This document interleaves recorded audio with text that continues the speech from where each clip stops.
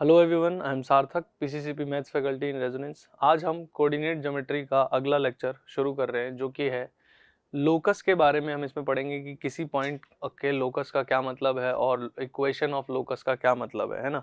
पिछले लेक्चर्स में हमने जो एरिया की बात की थी कि ट्राइंगल का एरिया कैसे निकलेगा या कोडिलेटरल का एरिया कैसे निकलेगा, है ना। तो चलो इसको शुरू करते हैं। तो आज बात करेंगे हम लोकस की कि लोकस का क्या मतलब होता है ना, और इक्वेशन ऑफ लोकस के लोकस की इक्वेशन का क्या मतलब है ना। तो देखो लोकस का मतलब होता है कि अगर हमारे पास कोई एक पॉइंट है, कोई भी एक पॉइंट, उस पॉइंट को हम कोई भी एक कंडीशन दे दें, है ना, एक या एक से ज्यादा कितनी भी कंडीशन दे दें, और उस कंडीशन में उसको मूव करने को कहें कि मूव कर लो जितना कर सकते हो, ठीक है ना। तो जब वो मूव करेगा उस कंडीशन के हिसाब से, तो जो भी वो पाथ फॉर्म करेगा ना, उस पाथ को हम क्या कहेंगे, लोकस। तो लोकस क्या है? It is a path travelled by a point under given conditions, है ना, जो भी कंडीशन उसको दी गई होंगी, है ना। इसको हम अभी समझ जाएंगे कि क्या मतलब है इसका, ठीक है। ठीक है, तो देखो जरा जैसे कि मैंने कहा कि मान लेते हैं मेरे पास एक प्लेन के अंदर दो पॉइंट हैं, कोई भी दो पॉइंट ले लेंगे हम, ठीक है। जैसे मैंने ये दो पॉइंट ले लिए, कुछ भी कोऑर्डिनेट रख दो इनके, है ना। मैंने कहा चलो x1 y1 और ये मैंने x2 y2 ले लिया, सही है। x1 y1 और x2 y2 ले लिया। अब मैं कह रहा हूं कि कंडीशन ये है कि हमें एक ऐसा पॉइंट चाहिए जो कि a और b से हमेशा इक्वल डिस्टेंस पर रहे, है ना। a और b से हमेशा इक्वल डिस्टेंस पर रहे, ऐसा पॉइंट मुझे चाहिए। तो एक तो हो जाएगा इस ए बी को ज्वाइन करने वाली लाइन का मिड पॉइंट ही, है ना। ये पॉइंट हमेशा इनके इक्वल डिस्टेंस पर रहेगा ए और बी से, है ना। तो हम वो पॉइंट, हम क्या ढूंढ रहे हैं कि ऐसा पॉइंट जो ए और बी से इक्वल डिस्टेंस पर है। तो खाली यही थोड़ी हो सकता है, ये वाला भी तो हो सकता है। जैसे आप इसको मिलाओगे, है ना, तो ये भी तो इक्वल डिस्टेंस है ना। आप अगर यहाँ कहीं ले लो तो ये भी तो इक्वल डिस्टेंस रहेगा, है ना। इस तरीके से हो सकता है कि नहीं, है ना। चाहो तो नीचे भी कहीं भी ले सकते हो, ऐसा कहीं मैंने मान लो ये पॉइंट ले लिया, ये भी तो इक्वल डिस्टेंस हो सकता था कि नहीं, और इससे ए और बी से, है ना। तो जिस पॉइंट की बात कर रहे हैं हम कि वो पॉइंट जो ए और बी से इक्वल डिस्टेंस पर हो, वो ये भी हो सकता है, ये भी हो सकता है, ये भी हो सकता है, और भी बहुत सारे जगहों पर हो सकता है। तो वो पॉइंट एक सिंगल पॉइंट नहीं है, वो पॉइंट एक पाथ पे घूम सकता है ना। मतलब अब वो जो पॉइंट है वो एक पाथ पे घूम सकता है, उसी पाथ को, उस पॉइंट का क्या कहेंगे, लोकस, ठीक है। तो वो जो पाथ है वो क्या है, वो यही तो है। इस लाइन पर जितने भी पॉइंट आएंगे वो सभी यहाँ से इक्वल डिस्टेंस पर रहेंगे, और ये लाइन जो है वो क्या होता है, इसका परपेंडिकुलर बाइसेक्टर होता है, ठीक है, परपेंडिकुलर बाइसेक्टर, ठीक है। कि किसी भी लाइन सेगमेंट के परपेंडिकुलर बाइसेक्टर पे आप जितने भी पॉइंट लोगे ना, वो हमेशा दोनों एंड पॉइंट से इक्वल डिस्टेंस पर रहेगा। तो जो कंडीशन दी थी हमने पॉइंट के लिए कि एक पॉइंट, मतलब उस पॉइंट का लोकस ढूंढो जो कि ए और बी से इक्वल डिस्टेंस पर रहे। तो लोकस क्या मिला, ये पाथ, पाथ ही तो लोकस है। ये पाथ को मैं क्या कहूंगा, it is a straight line, है ना। तो ये पाथ जो मिला है मुझे, वो क्या है, लोकस है उस पॉइंट का जो कि ए और बी से हमेशा इक्वल डिस्टेंस पर रहेगा। और इक्वेशन ऑफ लोकस का मतलब होता है कि जो भी आपको पाथ मिलता है, उस पाथ का कुछ इक्वेशन हो सकता है। जैसे अभी एक स्ट्रेट लाइन है, हम जानते हैं एक स्ट्रेट लाइन की हमेशा कोई ना कोई इक्वेशन होगी। तो इसकी जो इक्वेशन होगी वही क्या कहलाएगी, उस लोकस, उस पॉइंट के लोकस का इक्वेशन, है ना। लोकस मतलब पॉइंट जिस पाथ पर मूव कर सकता है, और उस पाथ की इक्वेशन अगर हमने लिख दी तो लोकस की इक्वेशन आ गई, कोई दिक्कत तो नहीं है। समझ गए इसका मतलब क्या था, ठीक है। अब देखो आगे आगे अपने पास algorithm to find the locus of a point, कि किसी एक पॉइंट के लोकस को कैसे फाइंड किया जा सकता है। तो हम क्या करेंगे सबसे पहले स्टेप में कि अज्यूम कर लेंगे कोऑर्डिनेट एच कॉमा के जिस भी पॉइंट के लोकस की बात करनी है, जिस पॉइंट के लोकस की बात करनी है उसके कोऑर्डिनेट को एच और के, एच कॉमा के मान लेंगे। ठीक है, अगले स्टेप में जो भी कंडीशन की बात होगी उसको हम लगा देंगे वहां पर। ठीक है, जो भी कंडीशन दिया गया होगा उस पॉइंट के लिए उस कंडीशन को अप्लाई कर देंगे। ठीक, बढ़िया। फिर नेक्स्ट क्या कह रहा है, जो भी वेरिएबल है उनको आप तो एलिमिनेट कर दो। एलिमिनेट कर दिया, एच और के अलावा जो भी वेरिएबल है उसको एलिमिनेट कर दो। और फिर क्या कर दो, जो लास्ट में एच को एक्स से रिप्लेस कर दो और के को वाई से रिप्लेस कर दो। आपको जो भी चीज मिली है वही आपके उस लोकस की इक्वेशन हो जाएगी, है ना। जो भी आपको मिला है वो क्या हो जाएगा, इक्वेशन हो जाएगी लोकस के, उस पॉइंट के लोकस की। सही है। तो देखो इस पर क्वेश्चन जो है किस तरीके से पूछा जा सकता है वो समझते हैं। कह रहा find the locus of a point so that the join of -5, 1 and 3, 2 subtends a right angle at the moving point. ठीक है, कि दो पॉइंट दिए हमें -5, 1 and 3, 2, -5, 1 and 3, 2 मान लेते हैं, यहाँ कहीं भी आएगा। हमें बोल रहा है कि आपको लोकस बताना है उस पॉइंट का, ताकि इन दोनों पॉइंट को ज्वाइन करने वाली लाइन से कह लो, या इन दोनों पॉइंट को ज्वाइन करते टाइम वो पॉइंट 90 डिग्री का एंगल बनाए, ऐसा कहना चाह रहा है वो। ठीक है, कि अगर कोई पॉइंट आपने लिया तो इन दोनों को जब ज्वाइन करो तो वो 90 डिग्री का एंगल इस तरीके से बनाए। तो जरूरी थोड़ी यही पॉइंट हो सकता है, इधर भी कहीं हो सकता है ऐसे, है ना। बहुत सारे पॉइंट हो सकते हैं। तो उन बहुत सारे पॉइंट्स जहां जहां भी आ सकते हैं उनको जब हम देखेंगे तो उनसे एक पाथ बन जाएगा। उस पाथ के इक्वेशन की बात कर रहा है। तो जब भी हमें लोकस की इक्वेशन बतानी होगी, है ना, किसी पॉइंट के लोकस की इक्वेशन, तो उस पॉइंट को मैं पी बोल देता हूँ और उसके कोऑर्डिनेट मान लेता हूँ एच कॉमा के। अब अगर ऐसा है तो उसने बोला ना कि P जो है इन दोनों से, मान लो इसका नाम A और इसका नाम B है, तो इन दोनों के साथ 90 डिग्री का एंगल बना रहा होगा। ठीक है, बना रहा होगा। तो अब इस ट्राइंगल के अंदर हम पाइथागोरस थ्योरम लगा सकते हैं कि नहीं, चलो लगा देते हैं कि बाय पाइथागोरस थ्योरम हम क्या कह सकते हैं कि PA का स्क्वायर मस्ट प्लस PB का square must be equal to AB का स्क्वायर, है ना। अब PA यानी PA की लेंथ, डिस्टेंस फॉर्मूला से मैं PA की लेंथ निकाल सकता हूँ। यानी क्या था distance formula, square root x2 minus x1 का square plus y2 minus y1 का स्क्वायर। तो PA का square will be h minus 5, यानी h माइनस माइनस करोगे तो h प्लस 5 हो जाएगा, क्योंकि एक फॉर्मूले में ऑलरेडी माइनस होता है। फिर k माइनस 1 का स्क्वायर, पर ये इसका स्क्वायर भी तो है यहाँ पर, तो स्क्वायर रूट तो हट ही जाएगा ना। चलो बढ़िया। PB की बात करें तो h minus 3 and k minus 2, तो h माइनस 3 का स्क्वायर प्लस k माइनस 2 का स्क्वायर, इस पूरे का स्क्वायर इक्वल टू AB का स्क्वायर। AB -5 -3 सीधा लिख दें, -8 का स्क्वायर प्लस 1 -2 -1 का स्क्वायर और इस पूरे का स्क्वायर। तो स्क्वायर रूट तो हट ही जाएगा इनसे, है ना। यहां भी तो ये हो जाएगा a प्लस बी का whole square, that is a square plus B square plus 2ab, a minus B का whole square a square plus B square minus 2ab, और यहाँ भी same a square plus B square, है ना, a minus B का whole square a square plus B square minus 2ab plus a square plus B square minus 2ab, 64 plus 1। ठीक है, बढ़िया। अब इसको सॉल्व करते हैं। H square plus H square is 2h square, k square plus k square is 2k square, 10h minus, अच्छा इसको एक बारी h वाले को पूरा ही सॉल्व कर लेते हैं।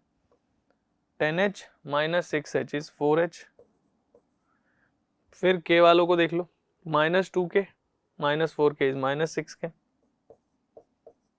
आगे आगे क्या है, इधर से अब सिर्फ नंबर बचेंगे। हाँ, 25 प्लस 1 26 प्लस 9 35 प्लस 4 39 और ये 65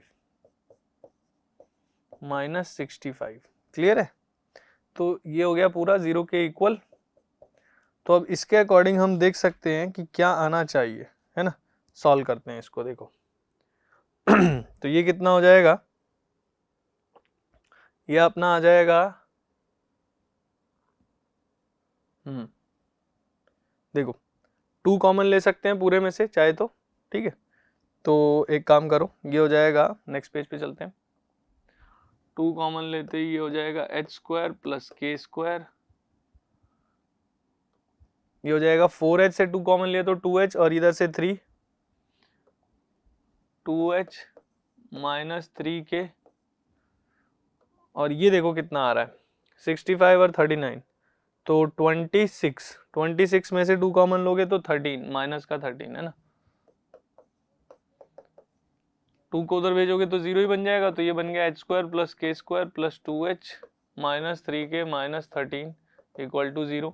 अब आपको क्या करना था, सॉल्व करने के बाद h और k के अलावा कोई वेरिएबल नहीं होना चाहिए, बिल्कुल नहीं है। फिर रिप्लेस करना था किसको किससे, h को x से और y को k से, सॉरी k को y से, है ना, k को y से। तो कर दो h यानी x, तो x square plus Y square plus 2x minus 3y minus 13, ठीक है, ये अपनी इक्वेशन आ जाएगी। क्लियर है? तो वो जो पॉइंट है, जो पॉइंट इन दोनों के साथ जब मिलाया जाएगा तो 90 डिग्री का एंगल बनाए, तो वो पॉइंट जिस भी पाथ पर मूव कर रहा होगा ना, वो पाथ की इक्वेशन जो होगी वो अपनी ये वाली हो जाएगी, ठीक है, ये वाली। क्लियर है? समझ में आ गई बात? ऐसे ही आगे बढ़ते हैं।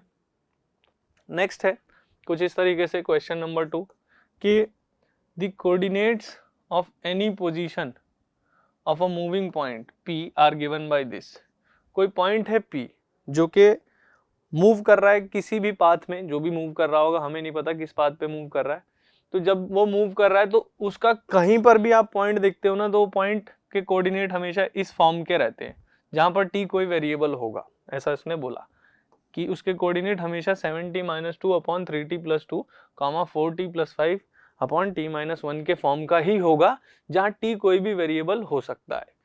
तो आपको बताना है कि इक्वेशन क्या रही होगी उसकी। चलो ठीक है, अब मैं जानता हूं कि अगर लोकस की बात कर रहे हैं तो उस पॉइंट की बात करें, है ना, लोकस की बात करें P की, तो मैं लेट कर लेता हूं हमेशा कि P के कोऑर्डिनेट्स h, k रहे होंगे, है ना, सही है। तो इसके अब वो कह रहा है कि उसके पॉइंट हमेशा ऐसे दिखते हैं, यानी h कैसा दिखना चाहिए मेरा, कंपेयर करें तो 7t minus 2 upon 3t plus 2, उसके अकॉर्डिंग ये है, मेरे अकॉर्डिंग ये होता है, ठीक है।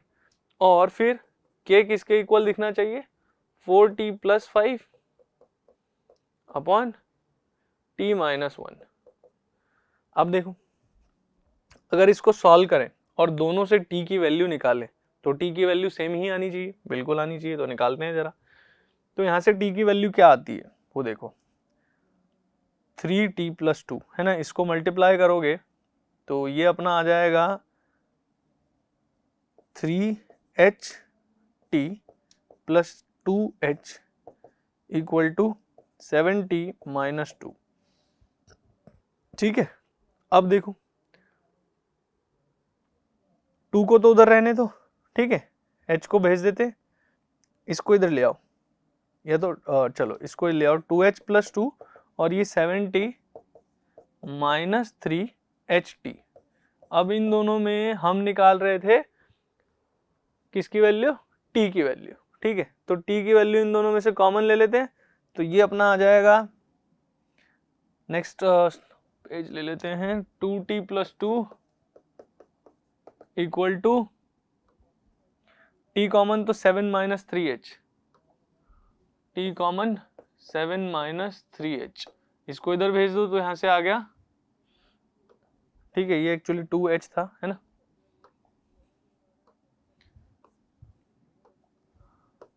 टू एच प्लस 2 और ये t इधर रह गया और ये इधर आ गया 7 माइनस 3h, ठीक है, यहाँ से t की वैल्यू मैंने निकाली। अब एक बारी इससे भी निकाल लेते हैं, ठीक है। तो यहाँ से क्या आएगा, k इंटू टी माइनस के इक्वल टू 4t प्लस 5, ठीक है। चलो बढ़िया, हमें t निकालना है तो इसको इधर ले आओ, या तो K T minus 4t equal to 5 plus K. तो यहाँ से t कॉमन लोगे और उसको भेज देंगे तो बचेगा k माइनस 4, है ना। t कॉमन लिया तो बचा k minus 4 equal to 5 plus K, या k प्लस 5, एक ही बात है ना। तो यहाँ से t की वैल्यू क्या आ रही है, k प्लस 5 अपॉन के माइनस 4। अब देखो ये t की वैल्यू आ रही है और ये भी t की वैल्यू है, दोनों अलग तो हो नहीं सकती, है ना। तो दोनों जब इक्वल हैं तो इक्वेट करो, 2h plus 2 upon 7 minus 3h, और यहाँ से k प्लस 5 अपॉन के माइनस 4, ठीक है। अब इनको सॉल्व करते हैं, तो ये हो गया 2h के माइनस 2 इंटू 4 8h, ठीक है, 8h, फिर 2k और ये 8, ठीक है, बढ़िया। अब इधर मल्टीप्लाई करते हैं, 7k, 7 5 जा 35, माइनस अब माइनस 3h के और 5 3 जा 15h।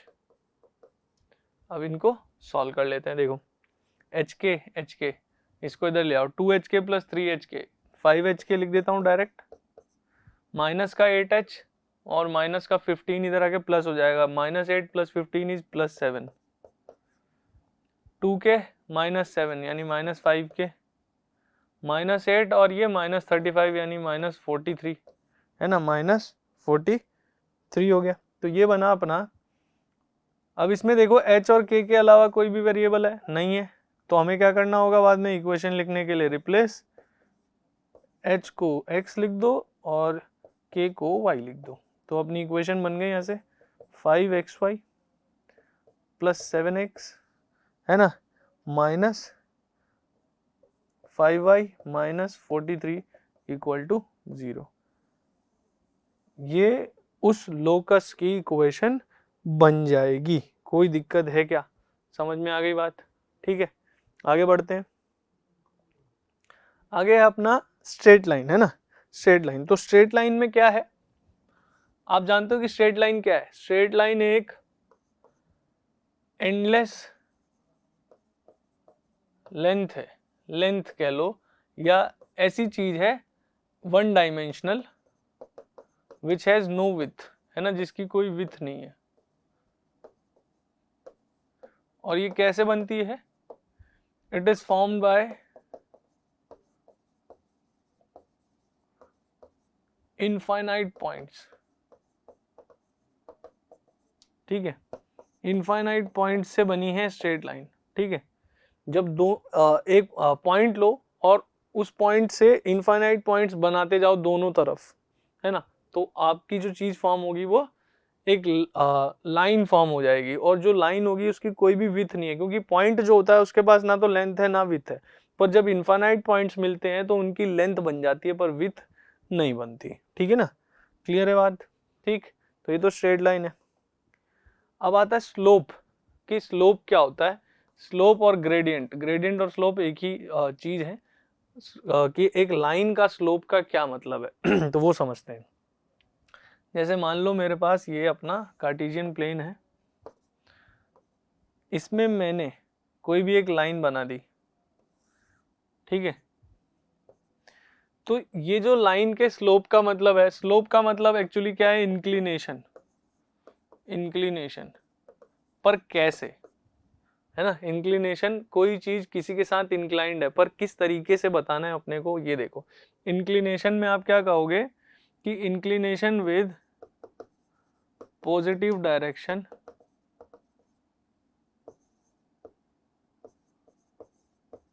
Of x axis in anti clockwise direction, in anti clockwise direction.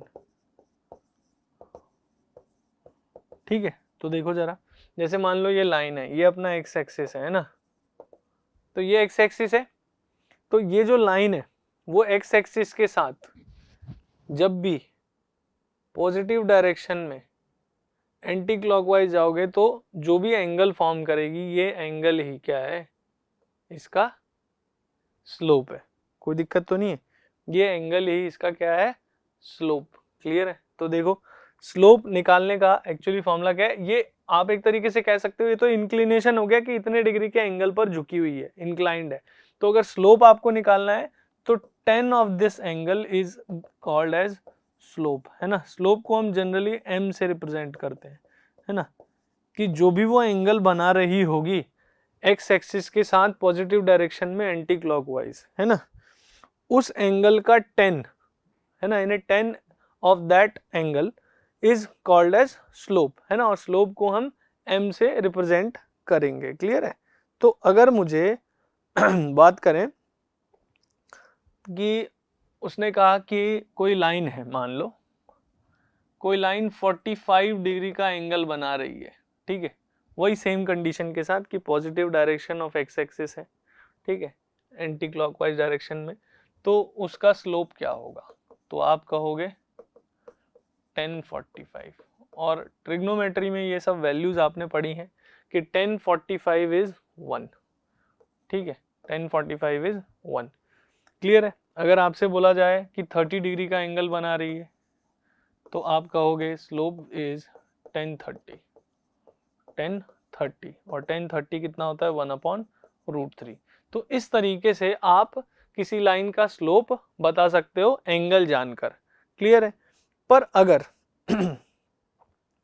अगर हमें स्लोप बताना है लाइन का in terms of coordinates of any 2 points on it, है ना, उस लाइन के ऊपर 2 पॉइंट दिए हैं और उन दोनों के कोऑर्डिनेट बता दिए जाएं, तब हम स्लोप कैसे बताएंगे वो हमें जानना है।